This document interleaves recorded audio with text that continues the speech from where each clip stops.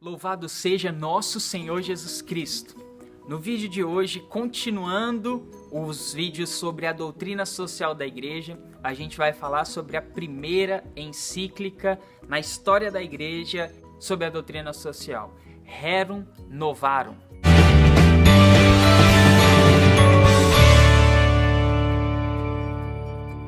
Das coisas novas. É isso que significa Rerum Novarum.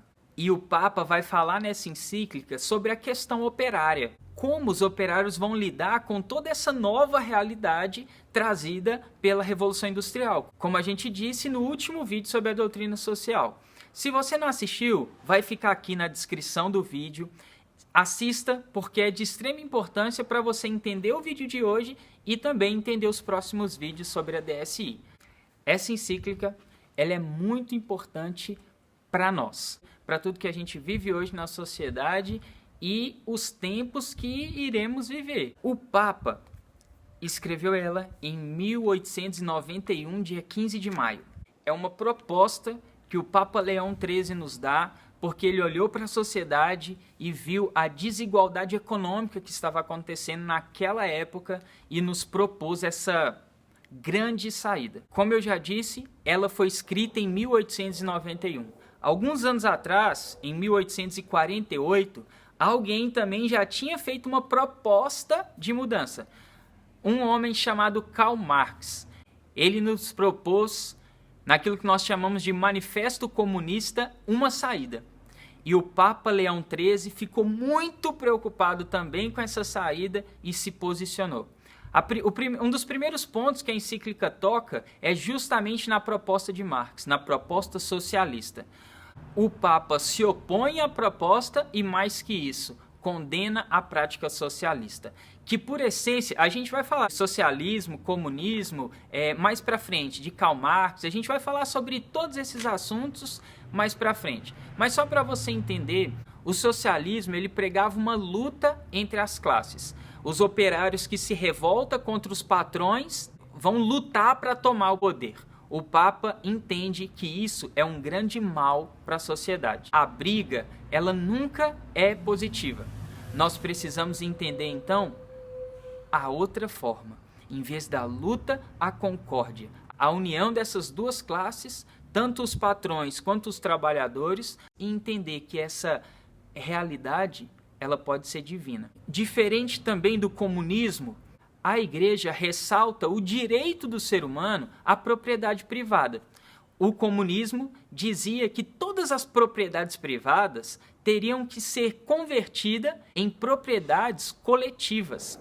Ou seja, você não ia poder ser dono de nada. Pelo contrário, tudo tinha que ser do governo para que todos pudessem desfrutar disso. Só que isso é uma utopia. Isso não acontece na realidade. Vamos entender o que é propriedade privada a princípio. Você trabalha e com o suor do seu trabalho você consegue comprar uma casa. A casa é propriedade sua.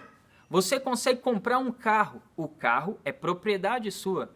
Você consegue comprar, enfim, das grandes coisas às pequenas, gente. Você consegue comprar um copo. Esse copo é sua propriedade. A igreja diz que você tem o direito de ter esse copo. A encíclica fala também sobre a relação entre a família e o Estado. Tudo isso que eu disse até agora, que a encíclica fala, é contrapondo as ideias comunistas, as ideias socialistas, tá certo? Então, como eu disse, a gente vai falar mais sobre socialismo lá para frente. Mas só para vocês também já irem entrando no contexto social da época e social hoje. Que você vai ver que temos muitos braços e pernas socialistas no nosso meio e que a igreja declara que isso é um grandioso mal. E a igreja ela sempre defendeu e sempre vai defender a família. O direito e o dever dos pais educarem os filhos e não o Estado. O direito dos pais doutrinarem os filhos e não o governo. Enfim, tem muito mais coisas falando sobre isso nessa encíclica. Outra coisa, e eu acho assim importantíssimo falar, porque a gente está falando justamente da vida operária, o Papa vai falar sobre os deveres dos trabalhadores e os deveres dos patrões. Eu faço questão de ler para vocês, no número 12, o que está escrito, para mim ser muito fiel às palavras e você ver se isso existe nos nossos tempos ou não. Falando sobre a obrigação dos trabalhadores. Deve fornecer fielmente todo o trabalho a que comprometeu por contrato livremente. Não deve lesar o seu patrão, nem nos seus bens, nem na sua pessoa. As suas reivindicações devem ser isentas de violências.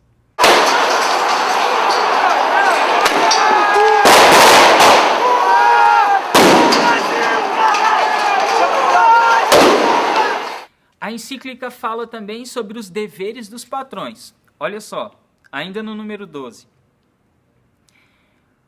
Os patrões não devem tratar os operários como escravos, mas respeitar a dignidade do homem. É o que a gente falava que é a base da doutrina social da igreja, no último vídeo. Não viu? Olha aí, tá na descrição. Realçada ainda mais pela dignidade do cristão. O que é vergonhoso e desumano é usar dos homens como simples instrumentos de lucro. Entre os deveres principais do patrão, é necessário colocar em primeiro lugar o de dar a cada um o salário que convém.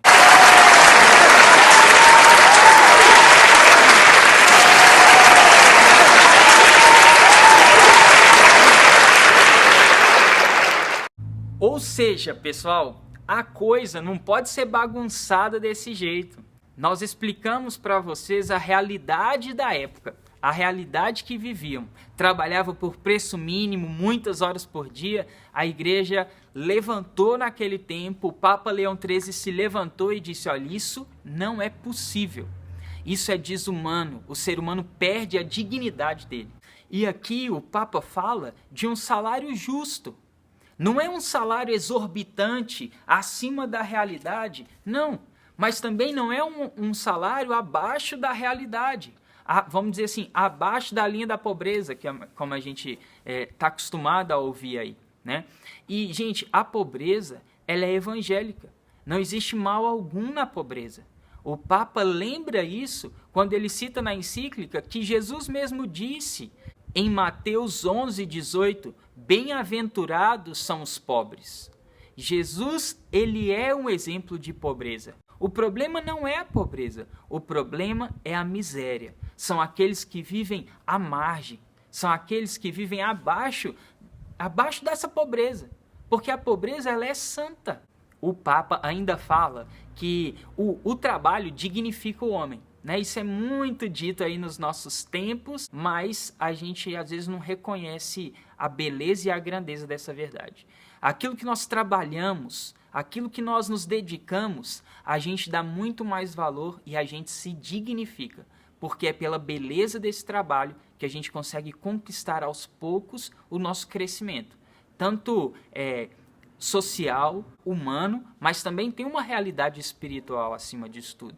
Quanto mais eu trabalho espiritualmente, mais escadas eu vou subindo também na minha espiritualidade. O Papa lembra a passagem de Gênesis 3:19, que diz, comerá o teu pão com o suor do teu rosto. Isso exemplifica bem o que a gente está dizendo aqui. Enfim, gente, para não delongar demais, senão a gente ficaria o dia todo falando sobre essa encíclica, o Papa termina ela dizendo que existe uma solução definitiva e que é simples, chamada caridade. O amor é a solução para todas as coisas. Para toda essa problemática difícil de entender, difícil de lidar, a caridade é a resposta. Aquele que dá o salário e aquele que recebe o salário podem sim juntos.